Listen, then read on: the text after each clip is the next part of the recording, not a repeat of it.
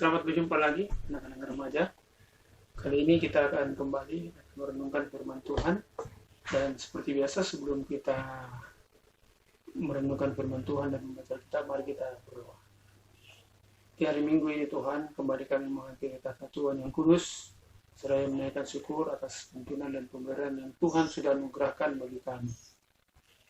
Kami akan membaca firman-Mu, sertai kami, tuntun kami, karuniakan kami hikmat, supaya kami dapat memahami akan firman Tuhan itu, serta kami juga dapat melakukan firman-Mu dalam hidup kami. Dengarkanlah doa kami Tuhan, kami siap untuk mendengarkan firman-Mu. Amin. Adik-adik remaja, mari kita membuka kitab 1 Samuel pasal 16. 1 Samuel pasal 16, kita baca ayat 1 sampai dengan ayat yang ke-13. 1 Samuel 16 ayat 1 sampai dengan ayat yang ke-13. Berfirmanlah Tuhan kepada Samuel, berapa lama lagi engkau berduka cita karena Saul? Bukankah ia telah ditolak sebagai raja atas Israel? Isilah tabung tandukmu dengan minyak dan pergilah. Aku mengutus engkau kepada Isai orang Betlehem itu, sebab ia di antara anak-anaknya telah kupilih seorang raja bagiku. Tetapi Samuel berkata, bagaimana mungkin aku pergi? Jika Saul mendengarnya, ia akan membunuh aku. Firman Tuhan, bawalah seekor lembu muda dan katakan, aku datang untuk mempersembahkan korban kepada Tuhan. Kemudian undanglah Isai ke upacara pengorbanan itu, lalu aku akan memberitahukan kepadamu apa yang harus kau perbuat. Urapilah bagiku orang yang akan kusebut kepadamu. Samuel berbuat seperti yang difirmankan Tuhan, dan tibalah ia di kota Betlehem. Para tua di kota itu datang mendapatnya dengan bergetar dan berkata, adakah kedatanganmu ini membawa selamat? Jawabnya, ya benar. Aku datang untuk mempersembahkan korban kepada Tuhan. Kuduskanlah dirimu dan datanglah dengan daku ke upacara pengorbanan ini. Kemudian ia menguduskan Isai dan anak-anaknya yang laki-laki dan mengundang mereka ke upacara pengorbanan itu. Ketika mereka itu masuk dan Samuel melihat Eliab, lalu pikirnya, sungguh di hadapan Tuhan sekarang berdiri yang diurapinya. Tetapi berfirmanlah Tuhan kepada Samuel, janganlah pandang parasnya atau perawakan yang tinggi, sebab aku telah menolaknya. Bukan yang dilihat manusia yang dilihat Allah. Manusia melihat apa yang di depan mata, tetapi Tuhan melihat hati. Lalu Isai memanggil Abinadab dan menyuruhnya lewat di depan Samuel. Tetapi Samuel berkata, orang ini pun tidak dipilih Tuhan. Kemudian Isai menyuruh Syama lewat, tetapi Samuel berkata, orang ini pun tidak dipilih Tuhan. Demikianlah Isai menyuruh ke-7 anaknya lewat di depan Samuel, tetapi Samuel berkata kepada Isai, semuanya ini tidak dipilih Tuhan. Lalu Samuel berkata kepada Isai, inikah anakmu semua? Jawabnya, masih tinggal yang bungsu, tetapi sedang mengembalakan kambing domba. Kata Samuel kepada Isai, suruhlah memanggil dia, sebab kita tidak akan duduk makan sebelum ia datang kemari.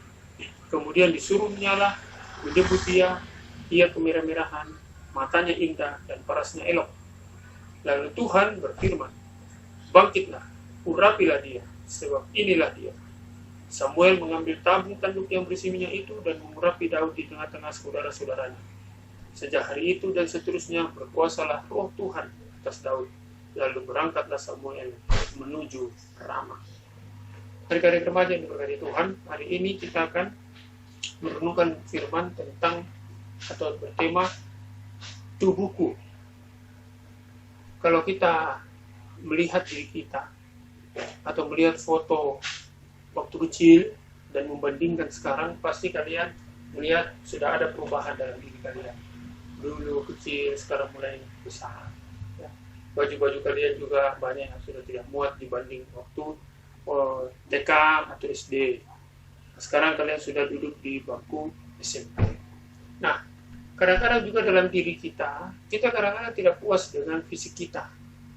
Ada yang menganggap kita terlalu hitam, ada yang menganggap dirinya juga kurang mancung hidung saya, alis saya kurang tebal, dan lain sebagainya.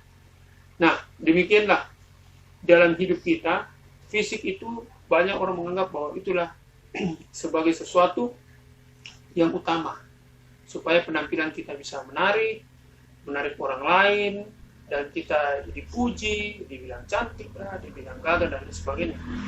Tetapi kalau kita membaca tadi firman Tuhan, di sini ternyata Tuhan tidak hanya memandang muka.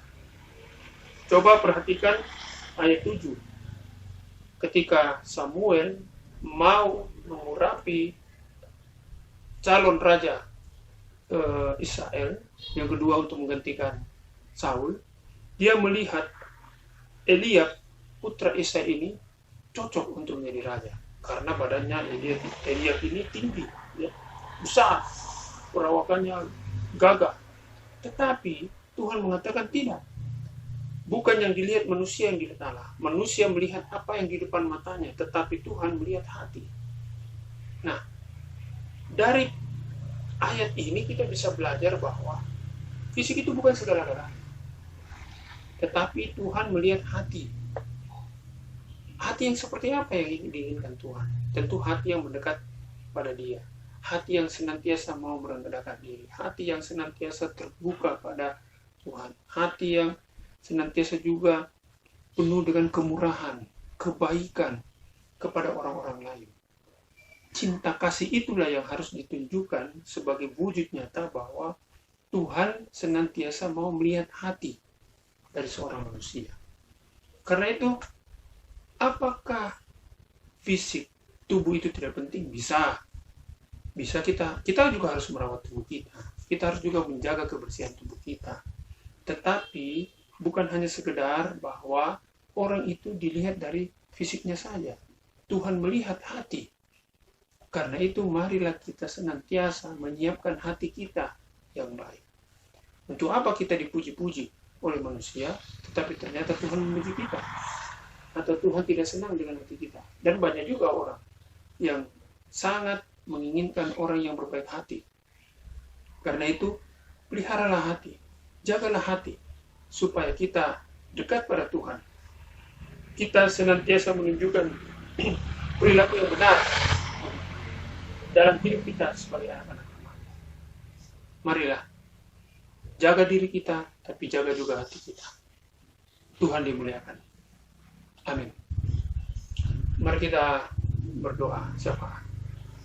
Tuhan, kami naik syukur bahwa dalam kondisi keadaan bangsa kami ini tidak menyurutkan hati kami untuk dekat pada Tuhan. Kami tetap merindukan untuk beribadah walaupun melalui ibadah online di pagi hari ini. Peliharakan kami semua Tuhan dalam studi kami, istimewa dalam menghadapi tahun pelajaran yang baru.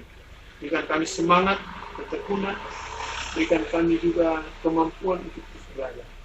Tapi karuniakanlah juga kami hati yang baik, senantiasa menunjukkan kemurahan hati terhadap sesama, menunjukkan kebaikan, kerendahan hati, sehingga kami juga tetap menunjukkan anak-anak Tuhan. Karena Tuhan juga melihat hati kami. Peliharakan orang tua kami dalam pekerjaan mereka, dalam mereka meraih rezeki, karuniakanlah mereka senantiasa berkat-berkat Tuhan. Berkati saudara-saudara kami, berkati juga guru-guru kami di sekolah, juga pembina-pembina remaja, supaya mereka tetap terus tekun di dalam pelayanan mereka. Bapa yang di surga, dengarkanlah doa kami. Kami berdoa dalam nama Yesus Kristus Tuhan kami. Amin.